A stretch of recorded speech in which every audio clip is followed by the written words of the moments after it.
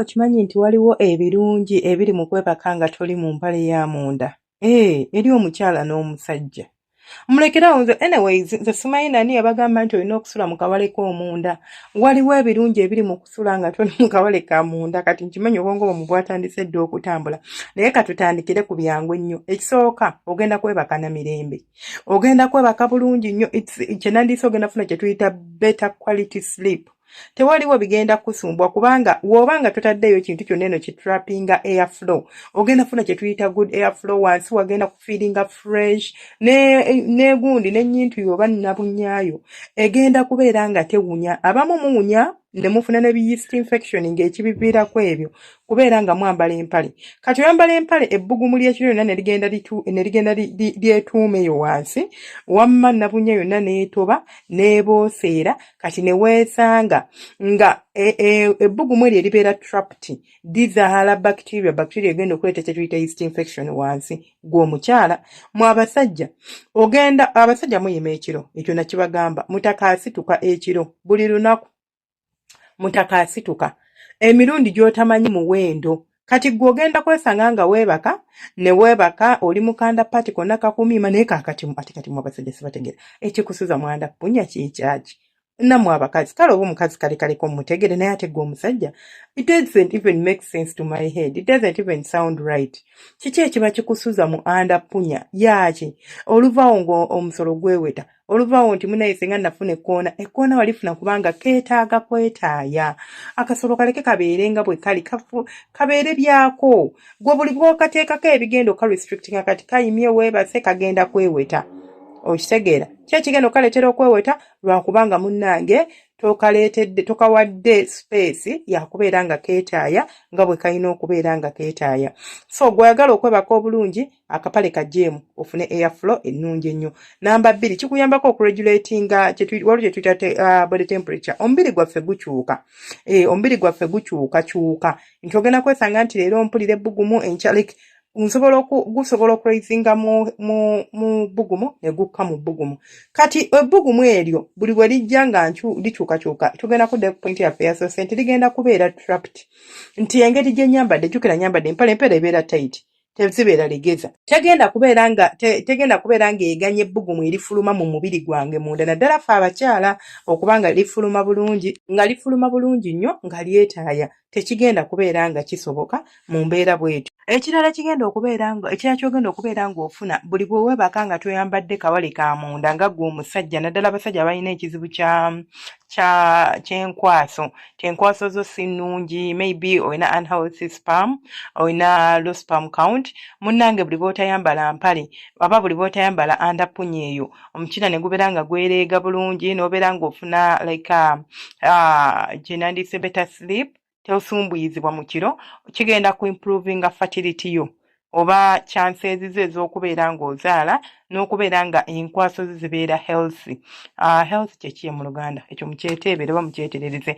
Ekirala nkireducinga irritation buli bw'oyambala underpart naddala mu abakyala buli bw'oyambala underwear oba buli bw'oyambala empale ey'omunda ne weebaka ogenda kwesanga nti ebbugumu lye nayogeddeko eribeera trapped lizaala bacteria eyo neeryeta oluusi akini n'ofuna akini wansi eyo mulina ebyo ebintu ebibakuba wansi bibanga akini kibanga nga boolaba embalabe naye nga si mbalabe ekyo ekintu ekizimba ekyo bwekityo tebambalabe ebeera akini kati n'ofuna ebintu ng'ebyo wansi n'otandika okusiiyibwa wansi buli ssaawa. It's very uncomfortable, by the way, for me it is very uncomfortable sisobola na kugisulamu so simanyi lwaki mugisulamu then bwe tutuuka ate ku nsonga za relationship awo mbadde mwagala munizo kiwulira ne mugamba senga kubanga gwe olisenga oyagala nnyo ebyekisiru nedda mukwano these are facts ziri supported health wise scientifically supported nti omuntu yenna atasula mu mpale ya munda musajja mukazi health wise kigenda ku increase nga chances z'omukwano gwammwe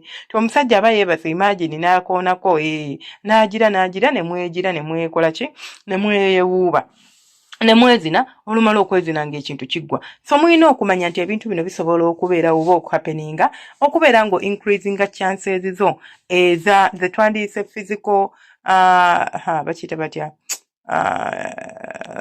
laba omubiri ku mubiri like omubiri okubeera nga nkyerabidde bakiyita mu Luganda naye ne mu Luzungu kiganye. Ekirala obadde okimanyi nti no kireducinga risk y'okufuna ogundi heart attack oba heart diseases ne ssukaali.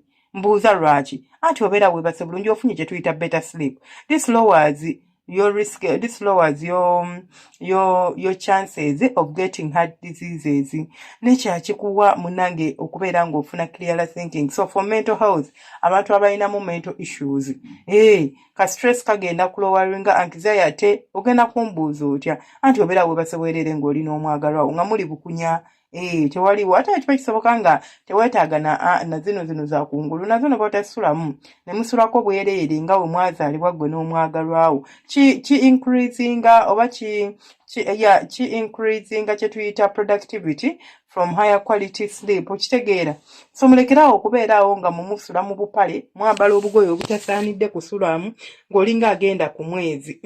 Mpoziko ng'olinamu obuzibu nga gw'omuntu naye oba tolina buzibu tewali nsonga lwaki obeera okikola. Kati naate ensonga endala mu bakyala, igwe omukyala tasula mu mpale kigenda kuyamba okubeera ne nabunnya ng'ebunya bulungi, kwegamba nabunnyayo ng'eri very healthy mu nsonga zino mu mpunya n'okureducinga chances ez'okufuna infection eri gye nayogeddeko waggulu. Kitegeeza nti engeri gy'ogenda okubeera nga tofuna moisture yenna abeera trapped wansi eyo ogenda kubeera clear. Olaba osula mu kapale n'okajjamu n'okawulira wesikasulamu nze ne kakuwunyirira kubanga lwaki? Not because owunye oba tewanaabye but weetaaga empewo eyo etambule bulungi nga tewaliiwo kigisumbuwa teriyo kigitataaganya. Ebyo nno bye bimu ku birungi by'ogenda okufuna munnaye buli bw'onaasula nga toyambadde kamunda. Tewali nsonga lwaki weeripa, lwaki weemalako emirembe mu kiro, wonna n'oyambala ne wobeera ng'agenda ogenda ku mwezi. Kale bw'oba ng'olinamu obuzibu nti nze sikwatagana na mpewo kuba nange ndi omu ku bantu nti empewo si mukwano gwange nnyo, osobola okwambala empale ye empanvu ekubikka naye ng'ate toyambala tayiti bulegeza ng'ono gwe neesuliramu. Tewali nsonga ekwambaza mpale ng'agenda mu kidongo n'oyambala akacupa ogenda mu bulirimbo night dress. Which kind of a night dress is that? Simanya mbu pajama. Yambala pajama zirina kubeera nga tezikwata ng'ekuta ng'esobola okuleka ne weetaaya naawe omusajja ng'esobola okuleka mutaaka ne yeetaaya naawe omukyala nga wansi wasobola okubeera nga wayitawo empewo. Olaba n'akaleega munnange si kalungi kusulamu era mwe mbatumiddeko mwenna abasula mu buleega simanyi lwaki mu busulamu naye n'akaleega si kalungi kubeera ng'osulamu. Tujja kuddayo tulabe kummwe abakyala akabi akali mu kusula mu kaleega. Mubeere bulungi temujjanga okwo. Baagala nnyo abalungi bange, nsaba Mukama bankumire abanjagalire. Temwerabira ku subscribinga, ku likinga no commentinga. Kya Facebook page Senga Face 256, YouTube account endala Story Hub Uganda eyo tugaba nayo stories, ate ne tubeera ne TikTok account Senga Face 256.